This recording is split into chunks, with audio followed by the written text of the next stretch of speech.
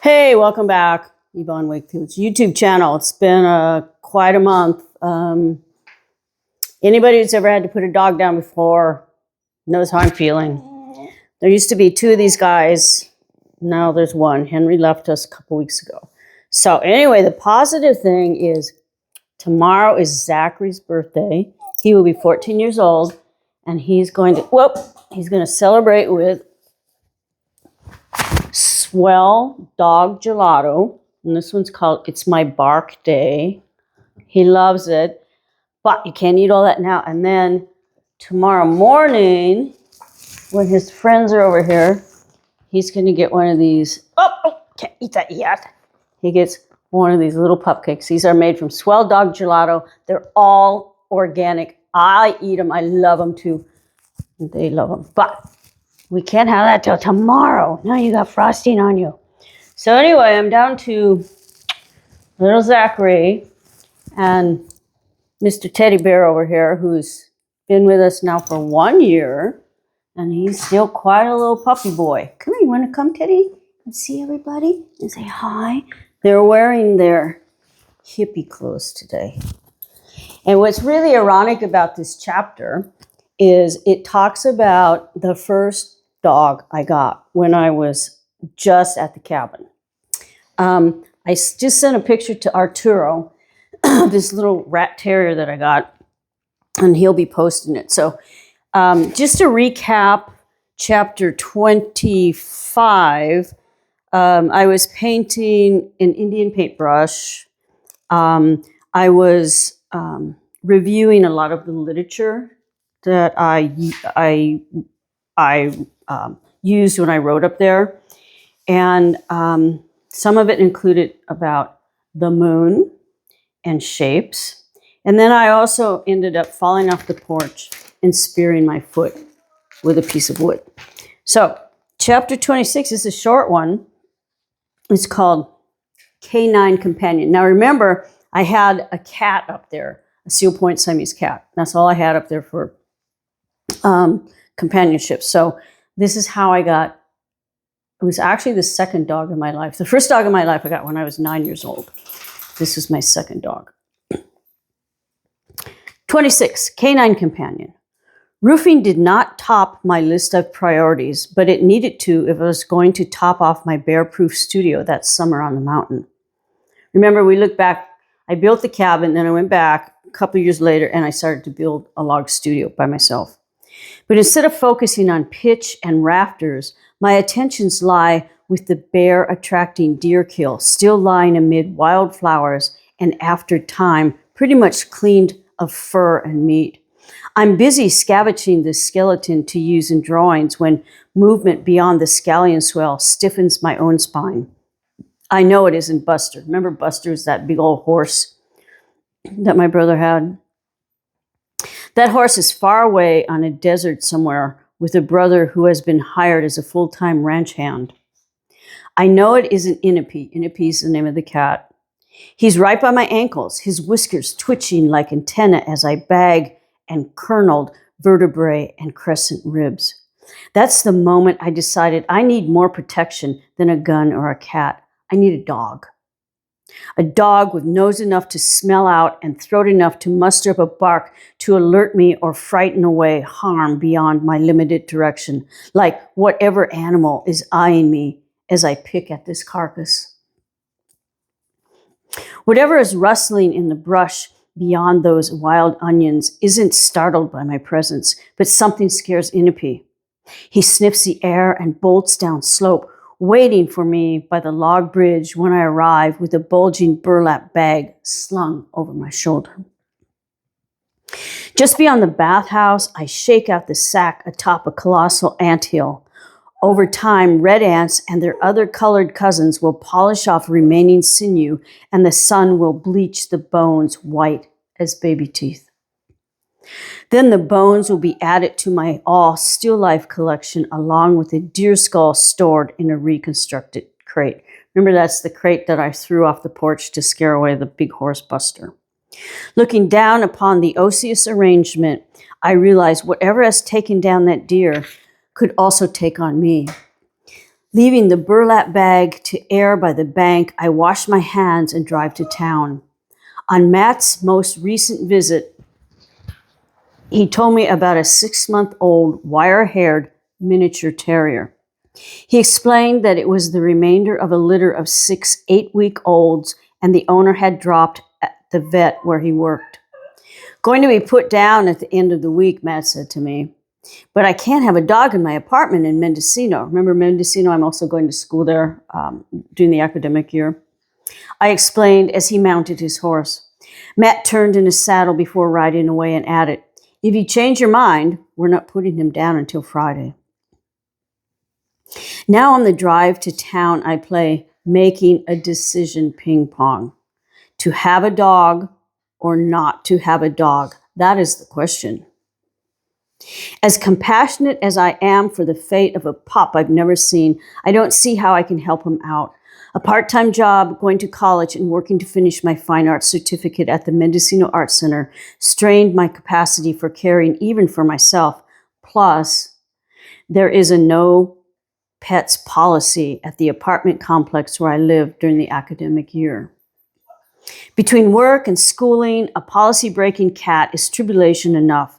Matt is arranging vaccine bottles in a glass refrigerated case when I enter the vet's office.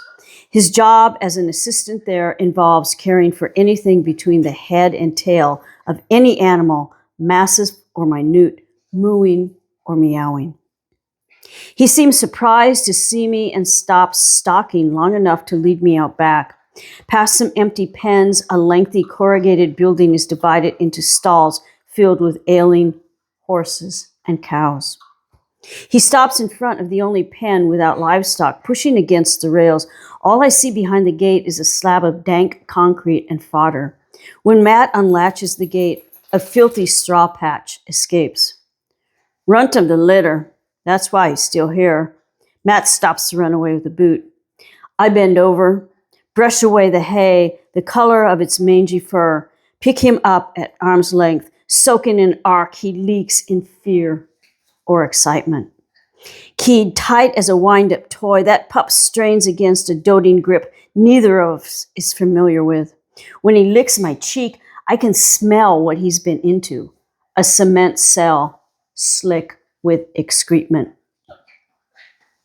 "I'll take him," I tell Matt as the reeking dog piddles some more on my freshly laundered shirt. After paying for shots and deworming medicine, I settle that pungent fur mangle on the Datsun's front seat. He sits silently, staring eye level at the glove box as I speed through the valley's waning heat, ripening the pup's redolent history.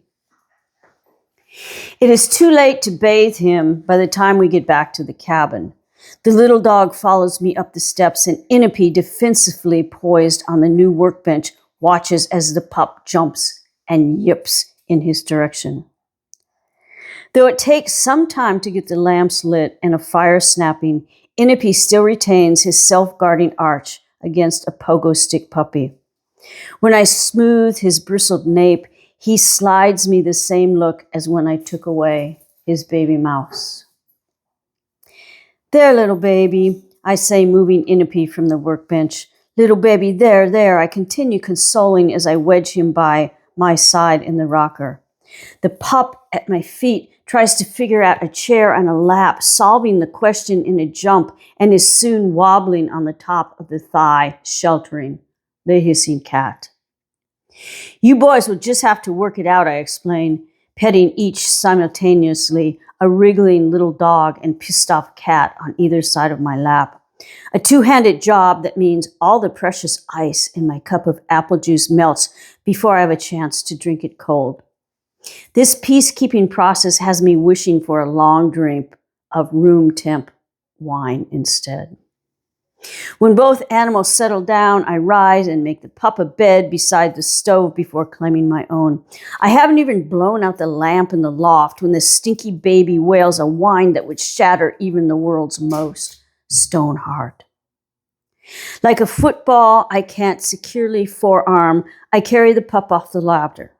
The towel he's been crying on beside the stove is smoothed out on the floor next to the bed, and I fold in the little dog like taco filling. It's just for one night, I promise Inipe, who's already curled by my pillow. I haven't even blown out the lamp by the time the pup figures out he's more comfortable sleeping cheek to cheek. It's just for one night, I plead, as Inipe darts off the bed and heads to the ladder, arching his head over a jackknife haunch before clawing down. He gives me a look I'm familiar with by now. Though I keep pushing him away, that pup is intent on becoming my best buddies with my face. I reluctantly placate a need for warmth and connection that has been brewing since he was pulled from his mother's tit and deposited in a cattle pen. I resign myself to sharing the night with his embedded and scruffy-haired orphaned fetter. In the morning, as soon as a triple portion of wash water is heated, I scrub my face and chest, then the pup twice in Johnson's baby shampoo, dry him with the old towel he wouldn't sleep on. All morning, that pup follows me about as I work on the bear-proof studio. By afternoon, Inipe, who is still bent from his place, assumes his station in the hierarchy, sticking to my heels. Both animals are tied close as my shoelaces with every step. By evening, they are the best of pals and chasing pine cones I throw over their furry heads. That night in the rocker, each assumes his place on either side of my lap, Inipe purring, the pup sighing. There is still ice in my apple juice when I tackle the ladder, one-handed. In bed, I stretch out straight, a baby dog on one side, a prepubescent cat on the other. I am the motherly feeling sandwiched between a little family in my making. Before I blow out the lamp, the sleepy pup is named Arthur. A week after Arthur came into play, I was running through the judge's meadow, the pup dwarfed by my calf in grasses, when I saw Mark. Mark is my brother, remember? When I saw Mark's truck bending the road below. We met at the fork. A stretch before his truck was to confront the eliminator. That's where I introduced Arthur to my brother by lifting up the puppy, panting, up to the cab window. Here's your mail. Mark's flinty steel eyes flare as he holds out a Bi-Mart flyer. I can't grasp it with Arthur substantially in my grip. The paper feathers down to the dirt as Mark adds, I'd shoot that dog if I had a gun in my hand right now. Fortunately, he does not open the glove compartment, hosting a handgun arsenal before he shifts and floors it. Pebbles sting my ankles as my brother revs up ruts. During our brief exchange, Mark didn't divulge if he was still employed as a ranch hand or if he'd be staying at the rat shack, nor had I ventured to ask, nor would I ever go near my brother again when I was with the pup I named after our father. Okay, we're going to stop here. We have 2 more short chapters, which we're going to finish next time. So if you recall, I've been reading from the Babe in the Woods series. We finished out Babe in the Woods, building a life one log at a time, about when I was 18 and built the cabin. And we are in self-portrait right now, which was a little bit older, and building the log studio. And as you saw, got a puppy. We'll conclude with Path of Totality, which takes you up to date. Zachary has been like at my feet the whole time I've been reading because I had these puppy cakes here. So I think maybe we will just have like a little premature happy birthday for Mr. Zachary. We'll sing his little song, his little happy birthday song. Okay? Happy birthday to you. Happy birthday to you. He's good. Birthday, dear Zachary. Happy birthday to you. And many more. All right, puppy, you're going to have the rest for your breakfast tomorrow when your party happens. Okay, so we hope you've enjoyed tonight's reading. We'll see you in a couple weeks. It's been a really trying 3 weeks for me. Anyone who's put down a dog knows it. But you see, we kind of like pick up and we move on. The grief doesn't go away. You just keep dealing with it. Anyway, remember, we always, even in the winter months, stay hydrated. See you next week. Bye-bye.